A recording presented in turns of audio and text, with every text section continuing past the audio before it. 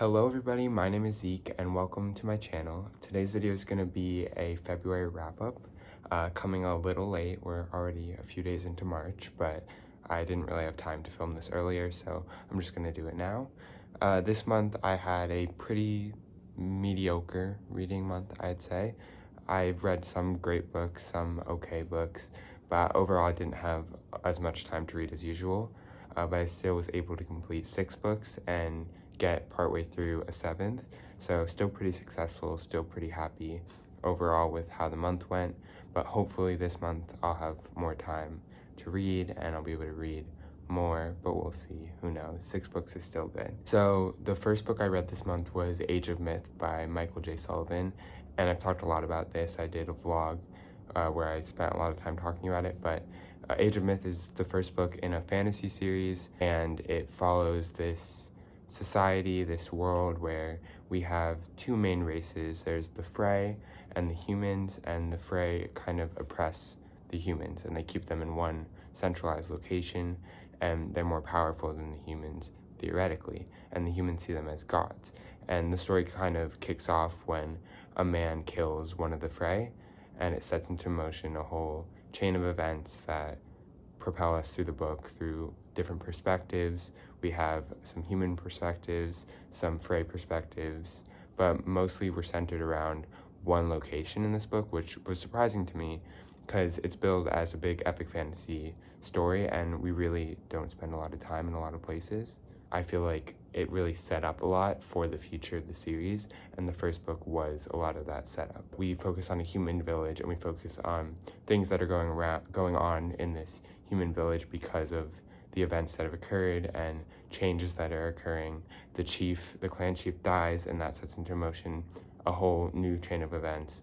And it's a smaller story overall, but it's still an enjoyable enough read. And I think I gave it 4 stars because, or 3.5, 4 stars. I can't make up my mind because there's nothing really wrong with it. I just didn't find anything special about it, but I think it's very classic. It feels very classic.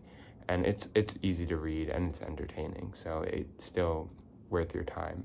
It's just maybe not an all-time favorite, but still good. After Age of Myth, I was looking for something a little bit shorter, so I picked up Fever Dream by Samantha Schweblin, and I read this digitally as well. I also read Age of Myth digitally, and I enjoyed this one about the same amount, I think. I had a good time reading it. It's very short. We follow this mother and child as they go on vacation, and I don't really know what else to say. Lots of weird stuff happens. There's lots of magical realism, and the way that it's told is in a dialogue with the mother and another child who we find out more about as the story goes on. And I think the main thing that people like about this book is the atmosphere and just the weirdness overall, and I think a lot of that worked for me and that added to my enjoyment a lot. But I think overall I didn't love the ending and I didn't love how everything played out, and I get that that's the point. It's very ambiguous. You don't really know a lot about what's going on, and it's very strange, but I did like reading it. I just didn't think that it was necessarily for me. But this is beloved by a lot of people. A lot of people like it, and I think that, if you like those kind of weirder, horror-ish books, then it'll definitely be for you. It just maybe wasn't my cup of tea or wasn't something I was really in the mood to read at the time. I kind of just picked it because it was on my TBR and it was short-ish, and I wanted to read something short after Age of Myth. But I still enjoyed it. I gave it 3 stars. Maybe 3.5, very indecisive, but it was enjoyable, and you'll probably like it more than I did because it's very well written, it's very weird, it's very unique, and it's very interesting. So after Fever Dream, I was feeling a little I was feeling a little dejected. I was a little underwhelmed by what I had been reading overall. I was looking for something that would really blow my mind. And luckily I found that, and I found a new favorite. That's Hurricane Season by Fernanda Melchor. And this book is also very weird. I read a lot of weird books this month, I feel like, but this book is very weird. It's also short, and we follow this community as this one community member known as the Witch is killed, and it's billed as kind of this murder investigation-ish in the synopsis. It's really not that. I mean, this murder plays a big part in the thematic intrigue of the story, but it's not, the story itself doesn't focus that much on the murder. It's still present, but what we really get is a series of character studies of these different community members, and we flip-flop between them, and we see all their relationships, and we see the deepest, darkest depths of their minds.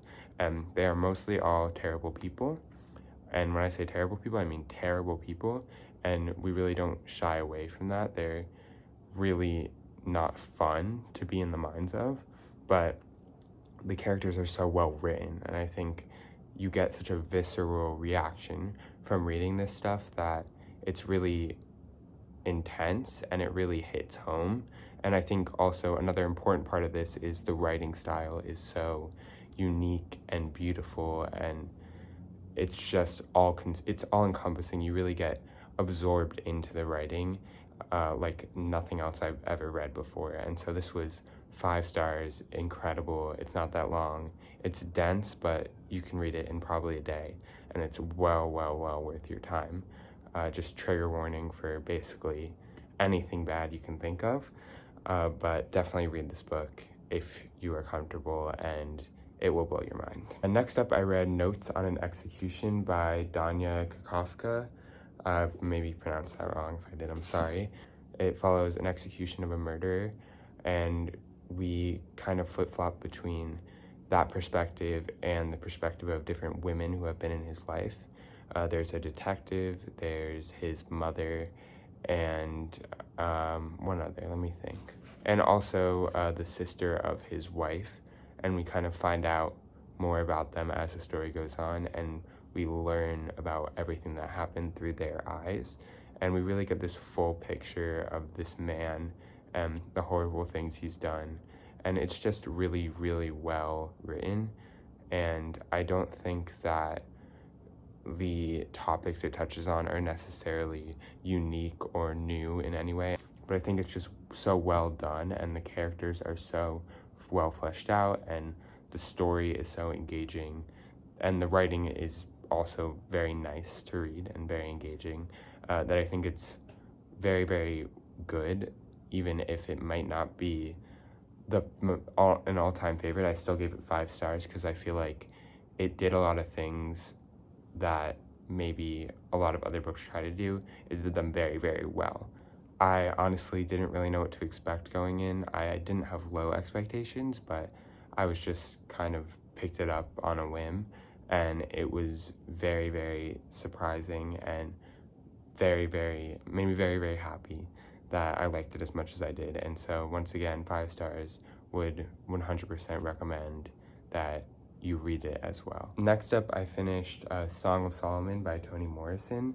I've been reading this for a month-ish, maybe a little more, and I've been reading it for school, and I gave it 4 stars, I think, maybe 4.5. I feel like I just got so much out of the reading experience through discussions in school, and also just on my own, what I got out of it independently. And we basically follow this family, but realistically we follow the son of the family.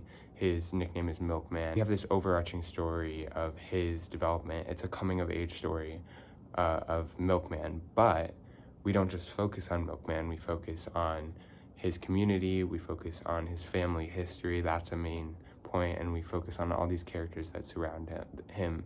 And what is so interesting about this book is the use of symbolism is intense and everywhere, and just being able to talk about that in a classroom setting was a really good experience and heightened my enjoyment of the book. And also the use of literary allusions everywhere. And for example, the second half of the book, we have basically a whole main section where we're just alluding to the Odyssey constantly, and I feel like those things really worked for me because I was able to talk about them. I don't know if you would get as much out of it if you weren't familiar with the allusions and you weren't able to kind of recognize the symbols, but I think either way, it's a really good story, and it has really good characters and really good discussions on race, on gender, on family, on connection, on materialism, and just, it's a modern classic, and it's well worth your time. I've also read The Bluest Eye by Toni Morrison, and I think I like that more. I just had a more visceral reaction when reading it and just had more emotion reading it.